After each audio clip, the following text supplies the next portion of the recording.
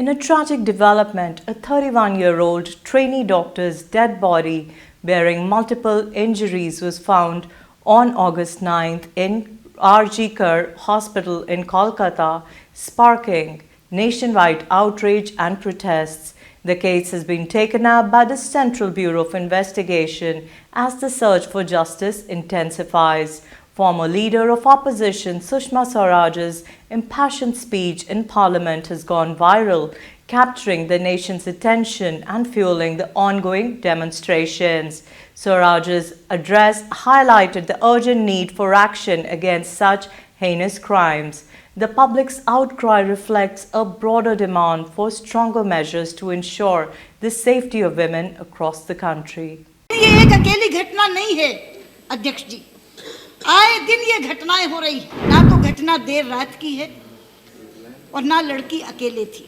23 बरस की फिजियोथेरेपिस्ट महिला 9:30 बजे एक बस में बैठती है द्वारिका जाने के लिए, और अंदर जो बैठे हैं उनमें से कोई भी यात्री नहीं है।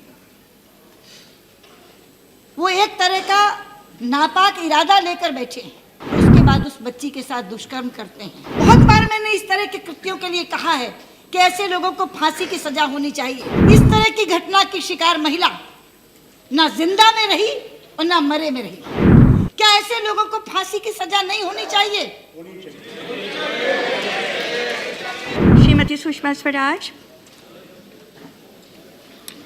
धन्यवाद अध्यक्ष जी।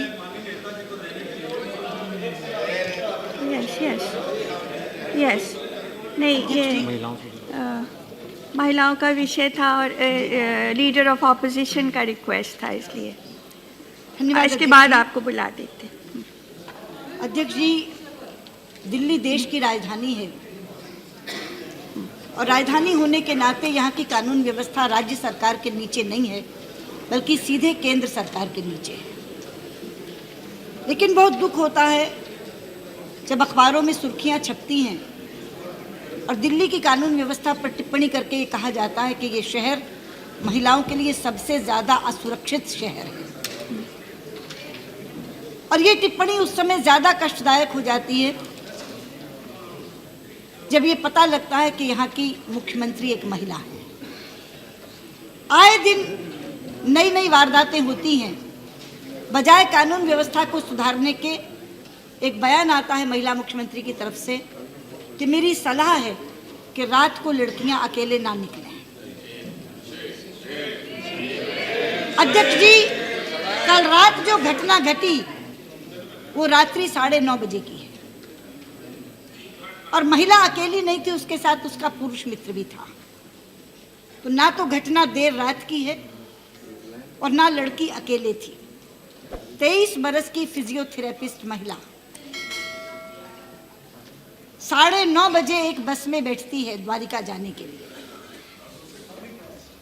और अंदर जो बैठे हैं उनमें से कोई भी यात्री नहीं है। वो एक तरह का नापाक इरादा लेकर बैठे हैं।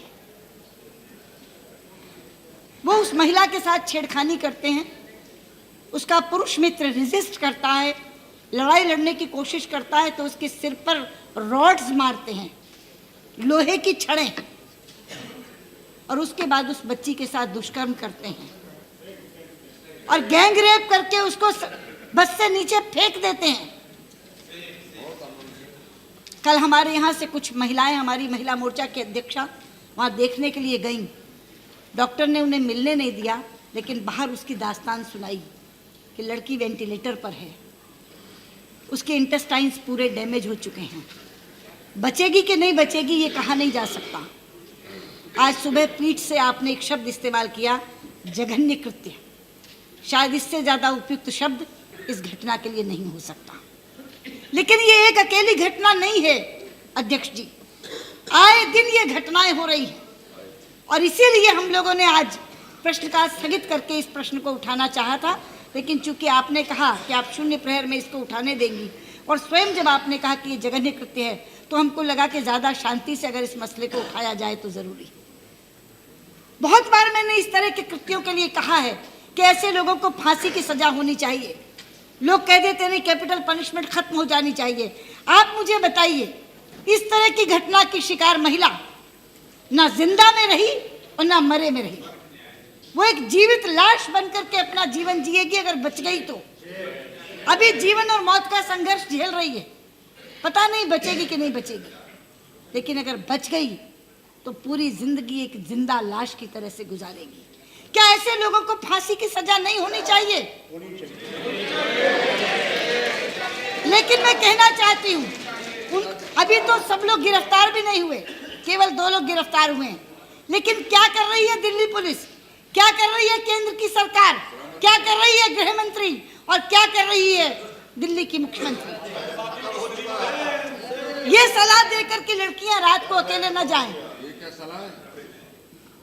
जो कॉल सेंटर्स में काम करती हैं महिलाएं, पेट की भूख उनको ले जाती है रात में वहां, क्योंकि वो चलते ही कॉल सेंटर्स रात में हैं। मध्यम वर्गीय परिवारों की लड़कियां हैं। लेकिन मैंने तो कल को कहा कि कल की वारदात तो देर रात की भी नहीं है, अकेली भी नहीं है।